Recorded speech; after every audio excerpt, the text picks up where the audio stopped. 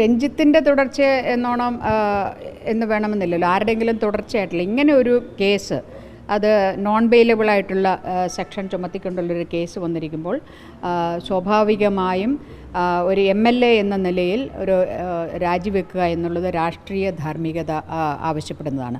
അത് പ്രത്യേകിച്ച് ഭരണപക്ഷത്തിരിക്കുന്ന ഒരു MLA എന്ന നിലയിൽ എന്ന് പറഞ്ഞാൽ പ്രതിപക്ഷത്തിരിക്കുന്ന MLAമാർ രാജിവെക്കേണ്ടതല്ല. ഇത്തരം കേസുകളിൽ ഇത്തരം ഒരു കേസ് രജിസ്റ്റർ ചെയ്ത് കഴിഞ്ഞാൽ പിന്നെ ഇത്തരത്തിലുള്ള പവർ ആൻഡ് പൊസിഷനിൽ ഇരിക്കുന്നവർ ആ പൊസിഷനിൽ നിന്നും വെക്കേണ്ടത് അത്യാവശ്യമാണ് for a free and fair investigation. ഇത് ഈ MLAക്കെതിരായ കുറ്റകൃത്യത്തെ എങ്ങനെയാണ് നോക്കിക്കാണുന്നത്?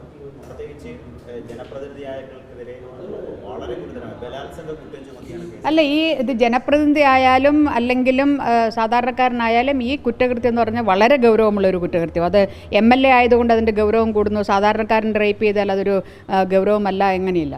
ഇത് MLA എന്നുള്ള ആയതുകൊണ്ടാണ് ഇതിന് സ്വീകരിക്കേണ്ട നടപടികൾ ഏറ്റവും പ്രസക്തമാകുന്നത്. നടപടികൾ എന്ന് പറഞ്ഞാൽ അദ്ദേഹം ഏറ്റവും ആദ്യം സ്വീകരിക്കേണ്ടത്, കാരണം ഇടതുപക്ഷ ജനാധിപത്യ മുന്നണി ഗവൺമെൻറ് വളരെ വലിയൊരു ദൗത്യമാണ് ഏറ്റെടുത്തിരിക്കുന്നത്. ആ ദൗത്യം, അതിൻ്റെ ഒരു ഇമ്പാക്റ്റ് എന്ന് പറയുന്നത് കേരളത്തിൽ മാത്രം ഒതുങ്ങി നിൽക്കുന്നതല്ല, അത് ഈ രാജ്യത്ത് മാത്രവും ഒതുങ്ങി നിൽക്കുന്നതല്ല. ഇതൊരു ആഗോള തലത്തിൽ തന്നെ ഇന്ന് ചർച്ചയായി കഴിഞ്ഞിരിക്കുന്ന ഒരു വലിയ ബോൾഡ് സ്റ്റെപ്പാണ് കേരള ഗവൺമെൻറ് എടുത്തിരിക്കുന്നത്. അപ്പോൾ അതുകൊണ്ട് തന്നെ അതിൻ്റെ ഒരു ഗൗരവം മനസ്സിലാക്കിക്കൊണ്ട് ഈ സംസ്ഥാന സർക്കാരിനോടൊപ്പം നിൽക്കുന്ന ഒരു MLA എന്ന നിലയിൽ മുകേഷിന് ഒരു ഡബിൾ റെസ്പോൺസിബിലിറ്റി ഉണ്ട്. ആ പദവിയിൽ നിന്ന് മാറി നിന്നുകൊണ്ട് ഈ പ്രക്രിയ, അന്വേഷണവും അതുപോലെ തന്നെ തുടർന്ന് അങ്ങോട്ടുള്ള ജസ്റ്റിസ് പ്രോസസ്സും അതിൽ സഹായിക്കുക എന്നുള്ളത് ഒരു കാരണവശാലും അദ്ദേഹം MLA സ്ഥാനത്ത് തുടരാൻ പാടില്ല.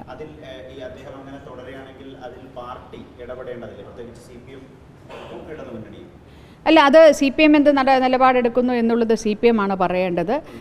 ദേശീയ മഹിളാ ഫെഡറേഷൻ്റെ ജനറൽ സെക്രട്ടറി എന്ന നിലയിലും ഒരു CPIക്കാരി എന്ന നിലയിലും ഉറച്ച നിലപാടാണ് എൻ്റേത്. ആ നിലപാടാണ് ഞങ്ങളുടേത് പറയുന്നത്.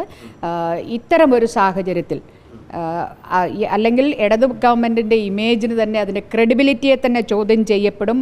ഈ ശ്രീ മുകേഷ് ഓരോ നിമിഷവും ഈ MLA സ്ഥാനത്ത് തുടരുന്ന ഓരോ നിമിഷവും LDFൻ്റെ ആ ഗവൺമെൻറ്റിൻ്റെ സ്ത്രീപക്ഷ നിലപാടുള്ള ഈ ഗവൺമെൻറ്റിൻ്റെ ക്രെഡിബിലിറ്റിയെ ചോദ്യം ചെയ്യപ്പെടുന്നതിന് ഇടയായിക്കൊണ്ടിരിക്കുകയാണ്.